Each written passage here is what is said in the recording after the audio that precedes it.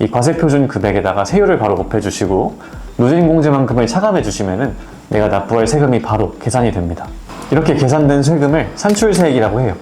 그래서 이 산출세액을 바로 납부하는 건 아니고 여기서 여러 가지 항목들을 가감하게 됩니다. 첫 번째로는 세액 감면이나 세액 공제가 있고요.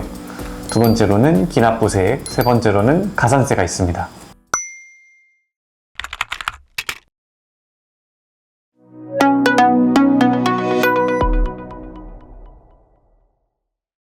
네, 안녕하세요. 세무법인 서울 백승삼 세무사입니다. 한 해를 시작한 지가 엊그제 같은데 벌써 2024년의 말이 다가오고 있죠. 연말이 다가오는 만큼 이제 근로소득자분들은 연말정산을 신경 쓰지 않을 수가 없을 거예요. 그래서 연말정산이 뭔지에 대해서, 그리고 연말정산을 위해서 우리가 어떤 것들을 챙겨야 되는지에 대해서 조금 설명을 드리고자 합니다. 근로소득이 있으신 분들은 이 영상을 끝까지 같이 잘 봐주시고 내가 어떤 공제나 감면들이 해당되는지 한번 잘 검토해 보시면 좋을 것 같아요. 먼저 연말정산 이야기를 하기 전에 급여 이야기부터 해보겠습니다. 우리가 회사를 다니면서 급여를 받을 때 내가 받기로 한 급여를 전부 다 받는 게 아니죠. 내가 500만 원을 월에 받기로 했으면 거기서 사대보험도 떼고, 그리고 소득세, 지방소득세도 떼게 되어 있죠. 그때 내가 떼는 소득세랑 지방소득세는 확정된 금액이 아닙니다. 그래서 예정치에 불과한 거예요. 그 금액은 내 급여 구간이 어느 구간에 속하냐에 따라서 근로소득 간이세액표라는 걸 적용을 받아요. 그래서 그 근로소득 간이세액표에 일정 구간마다 정해진 징수액을 떼게 되어 있는 겁니다. 그래서 결과적으로는 1년치의 세금을 다시 정산을 해줘야 돼요. 1년치의 세액을 결정을 해줘야 되는 거예요.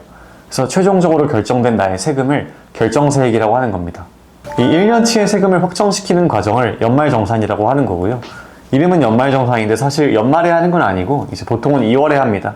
2월 동안 열심히 나의 과세 자료를 입력을 해서 3월 10일까지 신고 제출을 하게 되어 있고요.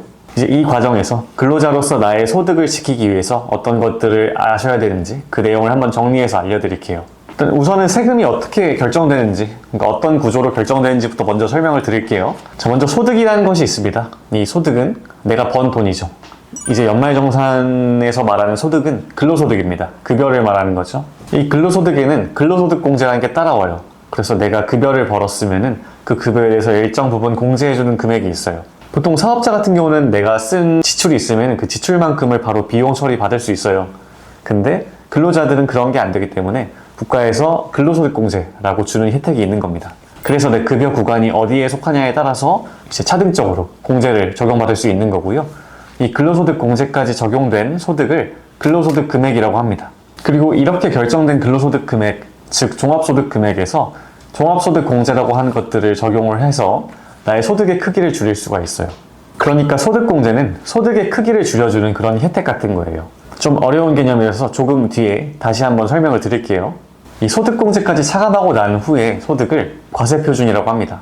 과세표준은 이 세금의 부과 대상이 되는 금액이에요. 그래서 이 과세표준에다가 세율을 곱해가지고 내가 납부할 세금을 계산하게 되어 있는 겁니다. 간단하게 계산하는 방법을 하나 보여드릴게요. 자, 이 표를 보시면은 과세표준이 있고 세율이 있고 그리고 누진공제라고 하는 게 있죠. 자, 내 과세표준이, 그러니까 내 차감된 소득이 어느 구간에 속하냐에 따라서 이제 상이한 세율을 적용받게 되는 거예요. 그래서 만약에 과세표준이 2억 원이다. 그럼 1억 5천과 3억 사이에 있으니까 38%의 세율이 적용이 되는 거고요. 자, 이 2억 원에 대해서 전부 세율을 때려서 곱하는 건 아니고요. 이 2억 원 중에서 1,400만 원까지는 6%의 세율을 곱해주고 또 1,400에서 5,000까지는 15%의 세율을 곱해주고 이렇게 구간에 따라서 단계적으로 높아지는 세율이 적용됩니다. 그렇기 때문에 이걸 초과누진 세율이라고 말하고 있고요. 어떤 머리 좋은 사람이 이거에 대해서 조금 편하게 계산할 수 있게 누진공제라는 걸 만들어 뒀어요. 그래서 여기 보시면은 이 과세표준 금액에다가 세율을 바로 곱해주시고 누진공제만큼을 차감해 주시면은 내가 납부할 세금이 바로 계산이 됩니다. 2억 원을 예로 들어서 계속 설명해 보면은 2억 원에 38%를 곱한 다음에 1,994만 원을 차감해주면은 내가 납부할 세금 5,606만 원이 계산이 되는 거겠죠. 이렇게 계산된 세금을 산출세액이라고 해요. 그래서 이 산출세액을 바로 납부하는 건 아니고 여기서 여러 가지 항목들을 가감하게 됩니다. 첫 번째로는 세액 감면이나 세액 공제가 있고요. 두 번째로는 기납부세액, 세 번째로는 가산세가 있습니다. 이 세액 공제 감면은 국가에서 주는 혜택 같은 거예요. 그래서 내가 납부할 세금을 직접적으로 줄여주는 혜택을 말하는 겁니다. 여기서 소득공제를 조금 더 이어서 설명드리면은 소득공제도 내가 낼 세금이 줄어드는 그런 개념이잖아요. 이 세액공제와의 차이점이 뭐냐? 고 물으시는 분들이 많아서 이거에 대해서 좀 더 설명을 드려볼게요. 소득공제는 세율을 곱하기 전에, 그러니까 나의 소득의 크기를 줄여주는 그런 개념인 거고요. 세액공제는 내가 납부할 세금 그 자체를 줄여주는 그런 혜택이라고 보시면 됩니다. 그리고 기납부세액은 내가 미리 납부했던 세금을 말하는 거예요. 그래서 미리 납부했던 세액이 뭐냐? 그거는 여러분이 급여를 받으실 때 미리 공제를 받으셨던 그 소득세를 말하는 거고요. 그리고 마지막 가산세는 신고 의무 미행이라든지 하는 어떠한 잘못이 있을 때 그거에 대해서 제재 성격으로 주어지는 추가적인 세금이라고 보시면 되는 거고요. 여러분이 연말정산 하실 때는 크게 신경 쓸 부분은 아니니까 이 부분은 넘어가도록 하겠습니다. 그러니까 이런 것들을 다 차감하고 나니까 내가 미리 낸 세금보다 내가 납부해야 되는 세금이 더 적다. 그러면은 국가에서 세금을 환급을 시켜주는 거예요. 그래서 13월의 급여라고 하죠. 추가적으로 환급되는 세액만큼 내 실수령액이 늘어나게 되는 겁니다. 반대로 내가 최종적으로 납부해야 되는 세금이 내가 미리 낸 세금보다 많다고 하면은 그때는 환급이 아니고 다시 토해내야 되는 거예요. 그 경우엔 급여에서 그 금액만큼 공제가 되는 거고요. 일반적으로 금액이 좀 큰 경우에는 3개월에 나눠서 분할할 수 있게 되어 있습니다. 이제부터는 그럼 이 소득 크기를 줄여준다고 하는 소득공제, 이 소득공제가 어떤 것들이 있는지 좀 설명을 드려볼게요. 첫 번째로는 인적공제에 대한 부분이에요. 이 인적공제에 이는 사람 인자를 쓰고요. 그래서 내가 부양하는 가족이 몇 명 있는지, 그 가족들이 어떤 성격을 갖고 있는지 등에 따라서 내가 적용받을 수 있는 공제들이 좀 달라져요. 일단 기본적으로 나 한 명에 대해서는 한 명 150만 원이 적용되고요. 그리고 내가 부양하는 가족들, 기본공제 대상자라고 하거든요. 이 기본공제 대상자 한 명당 150만 원씩 공제가 가능합니다. 그래서 일반적으로는 생계를 같이 하는 가족일 것을 요건으로 하고 있고, 이제 특이한 케이스의 경우에는 생계를 같이 하지 않아도 공제 대상자가 됩니다. 뭐 배우자라든지 아니면 어머니, 아버지 이런 케이스에 해당하는 걸 말씀드리는 거예요. 그래서 공제 가능한 범위를 좀 더 구체적으로 말씀드리면은 첫 번째로는 나의 배우자, 나의 아내, 나의 남편이 있고요. 두 번째로는 나의 부모님, 할아버지, 할머니, 직계 존속이 있고요. 그리고 직계 비속, 나의 아들이나 딸, 아니면 손자, 손녀, 그리고 나의 형제, 자매들까지 기본 공제 대상자가 될 수 있습니다. 이제 추가적으로 내가 직접 낳고 기른 그런 아들, 딸은 아니지만 위탁 아동 같은 경우도 6개월 이상 내가 보호를 하는 경우에는 기본 공제 대상자가 될 수 있습니다. 이 기본 공제 대상자는 크게 두 가지 요건이 있어요. 나이 요건이 있고 소득 요건이 있습니다. 먼저 소득 요건으로 보면은 이제 근로소득자인 경우에는 총급여액이 500만 원 이하여야 돼요. 그리고 근로소득 외에 다른 소득이 있는 경우에는 종합소득 금액이 100만 원 이하여야 됩니다. 기준이 굉장히 빡빡하죠. 그래서 사실상 소득이 없는 사람이어야지 이 기본공제 대상자가 될 수 있는 거예요. 두 번째는 나이 요건입니다. 먼저 배우자의 경우는 나이 요건을 적용받지 않아요. 그래서 소득 요건만 적용이 되면은, 충족이 되면은 기본공제 대상자가 될 수 있는 거고요. 나머지의 가족들은 이제 나이 요건 플러스 소득 요건 둘 다 부합이 돼야겠죠. 먼저 부모님, 직계존속의 경우에는 만 60세 이상이셔야 되고요. 그리고 나의 형제 자매는 만 60세 이상이거나 아니면 만 20세 이하여야 됩니다. 그리고 나의 자식들, 나의 아이들, 직계 비속의 경우에는 만 20세 이하일 것을 요건으로 하고 있습니다.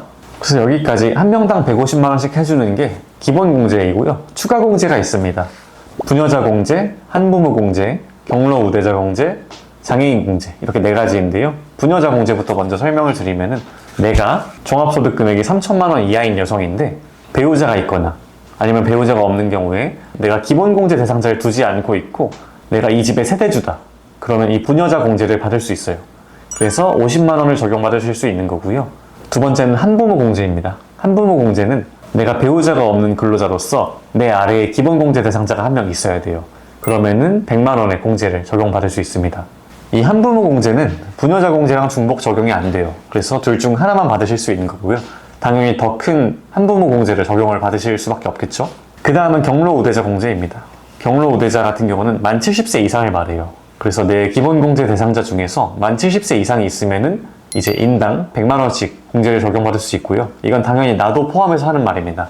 내가 만 70세 이상이면은 나도 경로 우대자 공제를 적용받아서 100만 원을 추가로 소득 공제 받으실 수 있는 겁니다. 마지막 추가 공제는 장애인 공제예요. 그래서 나의 기본 공제 대상자 중에서 장애인이 있는 경우에 장애인 한 명당 200만 원씩 공제가 가능해요. 추가적으로 기본 공제 대상자 중에 장애인이 있는 경우에 그 장애인에 대해서는 기본 공제 요건 두 가지 중 하나인 소득 요건만을 봅니다. 그래서 나이 요건은 적용이 되지 않고요. 그리고 인적 공제는 사람인이라고 말씀드렸잖아요. 이 한 사람에 대해서 두 명이 동시에 공제받을 수 없어요. 그러니까 내가 나의 어머니에 대해서 기본 공제 대상자로 등록을 해서 소득 공제를 적용을 받고, 나의 아버지도 나의 어머니를 기본공제 대상자에 등록을 해서 소득공제를 받는다. 요건 안 된다는 거예요. 그래서 연말정산 시즌이 오면은 나나 아버지 둘 중에 누가 어머니를 기본공제 대상자로 올리는 게 더 나은지 이런 걸 한번 따져보신 다음에 등록을 하시는 걸 권장드리고 있습니다. 그 다음은 내가 납부한 보험료에 대한 공제 부분이에요. 첫 번째로 국민연금 보험료가 있겠죠. 급여 받으면서 국민연금 건강보험 다 떼고 받잖아요. 그 뗀 국민연금에 대한 부분이고요. 그 납입 금액만큼 소득공제를 받으실 수 있습니다. 근데 이제 특이하게 간혹 급여를 받을 때 4대 보험 근로자 부담분이 있고 사업주 부담분이 있잖아요. 이 근로자 부담분에 대해서 사업주가 추가적으로 부담해주는 경우가 아주 가끔 있습니다. 이런 경우에는 그 추가적인 부담에 대해서 급여로 보게 돼 있어서 그 부분에 대해서는 공제받으실 수가 없는 거고요. 여기서 공제받을 수 있는 부분이라고 하는 거는 근로자 부담분을 말씀드리는 거예요. 이거에 대해서 내가 어떤 서류 떼야 되나 이런 고민을 하실 수도 있는데 연말정산 시즌이 돼서 연말정산 간소화 PDF를 다운받아 보시면은 내가 얼마만큼의 보험료들을 냈는지 상세하게 확인이 가능합니다. 두 번째로 건강보험료, 고용보험료 공제에 대해서 좀 특이사항이 있습니다. 요건 이제 특별소득공제라고 해요. 그래서 적용을 받으실 수도 있는데 만약에 추후에 설명하게 될 표준세액공제라는 걸 적용받으시면은 그때는 이 보험료 소득공제를 적용받으실 수 없습니다.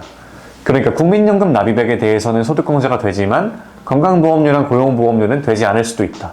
이렇게 알아두시면 좋을 것 같아요. 그 다음은 주택자금에 대한 부분이에요. 이 부분을 세 가지로 나누어지는데 첫 번째로는 주택청약 종합저축 납입액에 대한 소득공제이고요. 우리가 주택청약을 하려면 청약통장을 만들어야 되잖아요. 이 청약통장에 납입하는 금액에 대해서 연 300만 원 한도로 납입액의 40%만큼을 소득공제해주는 거예요. 그래서 만약에 연도 동안 300만 원의 청약을 납입을 했으면은 300만 원 곱하기 40%인 120만 원의 소득공제 받으실 수 있는 겁니다. 그런데 모든 근로자들이 전부 받을 수 있는 건 아니고요.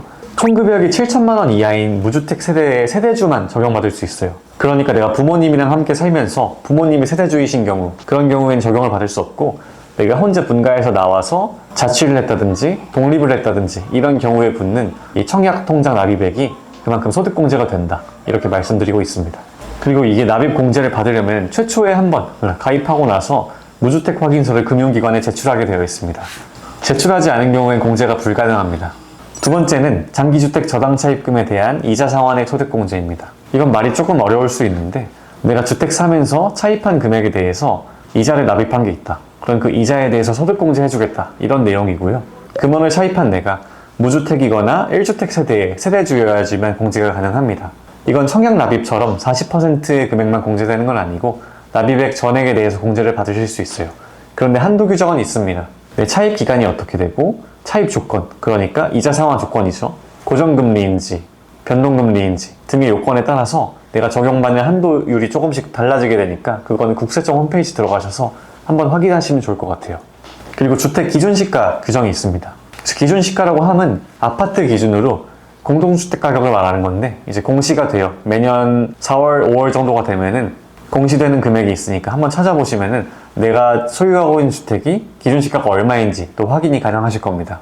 자, 그리고 세 번째는 주택 임차 차입금에 대한 원리금 상환액 공제입니다. 이건 내가 주택을 임차하기 위해서 차입한 금액이 있다. 거기에 대해서 원금이랑 이자를 상환한다. 그럼 그 원리금에 대해서 소득공제를 해주겠다. 이런 개념입니다. 이것도 청약 납입과 마찬가지로 내가 상환한 금액의 40% 금액만큼 소득공제가 가능하고요.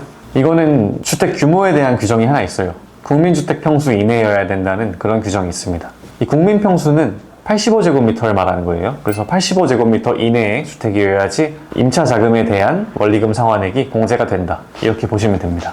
자, 그리고 마지막으로 이제 대망의 신용카드 소득공제예요. 신용카드 사용한 금액에 대해서 소득공제를 해주겠다. 이런 개념이고요. 이제 조문 이름은 신용카드 소득공제인데 신용카드만 해주는 건 아니고 현금 영수증 발급받거나 아니면 체크카드 쓰거나 이런 것까지 전부 공제가 됩니다. 그리고 내가 지출한 거에 대해서만 공제가 되는 건 아니고 나의 기본공제 대상자가 지출한 거에 대해서도 공제가 가능합니다. 그런데 형제자매는 안 된다는 걸 좀 미리 알고 계시면 될 것 같고요. 최소 내 총 급여의 25%는 초과해서 지출을 하셔야 그 초과분에 대해서만 공제가 가능합니다. 그래서 예를 들어서 나의 총급여가 5천만 원이다 하면은 총급여의 25%인 1250만 원은 초과해야지 그 초과분에 대해서 공제율이 계산이 되는 거예요. 지출은 크게 이렇게 나눌 수 있는데 신용카드 사용액, 이제 현금 영수증 혹은 직불카드, 체크카드 말하는 거예요. 그리고 전통시장 사용액, 도서 등 문화비 지출이랑 대중교통 사용 이런 식으로 나눌 수 있습니다. 몇 가지 공제율을 말씀드리면은 단순 신용카드로 결제하신 거는 15%밖에 공제가 안 돼요. 그런데 체크카드나 현금 영수증을 이용하신 경우에는 30%까지 공제율이 확대가 됩니다. 거의 공제율이 2배라고 할 수 있죠. 그리고 전통시장에서 지출하는 경우에는 내가 사용한 금액의 40%까지 소득공제가 됩니다. 그러니까 장 보실 때 증빙이 있는 거래, 그러니까 카드나 현금 영수증 거래를 전통시장 위주로 하시면은 공제율이 더 확대가 되기 때문에 소득공제에 있어서 좀 더 유리할 수 있다. 이렇게 이해하시면 될 것 같아요. 근데 모든 지출이 되는 건 아니고요. 안 되는 것들이 몇 개 있습니다. 첫 번째로 대표적인 거는 이제 차량 구입에 대한 거예요. 차량 구입은 구매 가격이 되게 크기 때문에 와, 이거 공제받으면 되게 혜택 큰 거 아니야? 이렇게 생각하실 수 있는데 그렇지가 않습니다. 원천적으로는 차량 구입에 대한 건 배제가 되어 있고 중고차에 한해서만 구매가액의 10%의 금액이 소득공제가 됩니다. 그러면은 중고차 구매하실 때 현금 영수증을 발급받으시면은 그 구매 가격의 10%만큼이 30% 공제가 된다. 이렇게 이해하시면 되는 거예요. 또 두 번째는 공공요금, 공과금 등입니다. 세금이나 가스요금, 관리비, 전기요금 이런 것들은 내가 신용카드로 긁거나 현금 영수증 발급을 받는다고 해서 공제가 불가능합니다. 통신비 또한 불가능하고요. 해외여행 가서 지출하신 금액 당연히 안 됩니다. 그런데 여기서 특이하게 보실 거는 월세 세액공제라는 게 있습니다. 그러니까 내가 지출하는 월세에 대해서 세금을 직접적으로 깎아주는 제도인 거예요. 이 월세 세액공제를 적용받기로 선택을 하셨으면은 월세 지출에 대해서 이 신용카드 등 소득공제는 적용이 불가능하세요. 그래서 다 따져봤을 때 내가 월세를 지출한 거에 대해서 소득공제를 받는 게 낫냐, 세액공제를 받는 게 낫냐 한번 검토를 해보신 다음에 적용을 하시는 걸 권장드립니다. 이 특이사항으로 근로자가 적용받을 수 있는 공제이기 때문에 근로를 제공하지 않고 있는 기간에는 공제가 불가능하다는 거예요.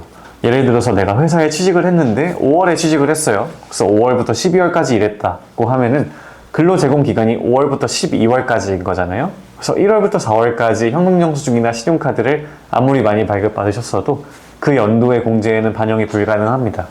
이 신용카드 소득공제 쏠쏠하긴 한데 어쨌든 한도도 있고 이제 총급여 7천만 원이 넘어가는 사람에 대해서는 공제의 한도가 급격하게 줄기 시작해요. 그래도 놓칠 수는 없는 것이기 때문에 적용되지 않는 지출이 어떤 것들이 있는지 한번 유심히 살펴보시고 지출하실 때 좀 고려를 하신 뒤에 지출하신 거를 권장드립니다. 소득공제에 대한 내용은 좀 더 있긴 한데 일단 여기까지 다룬 걸로 하고요. 그 다음 2부에서 세액공제에 대한 내용을 설명드릴까 합니다. 세액공제는 소득공제랑 연계해서도 보셔야 되는 부분이 있기 때문에 꼭 놓치지 않고 봐주시기를 좀 부탁드리고 싶습니다. 일단 지금까지 세무법인 서월 백승삼 세무사였고요. 긴 시간 동안 시청해주시느라 진짜 고생 많으셨습니다. 이번 연말정산 잘 대비하셔서 꼭 최대로 맥스로 환급 받으시기를 기원하겠습니다. 감사합니다.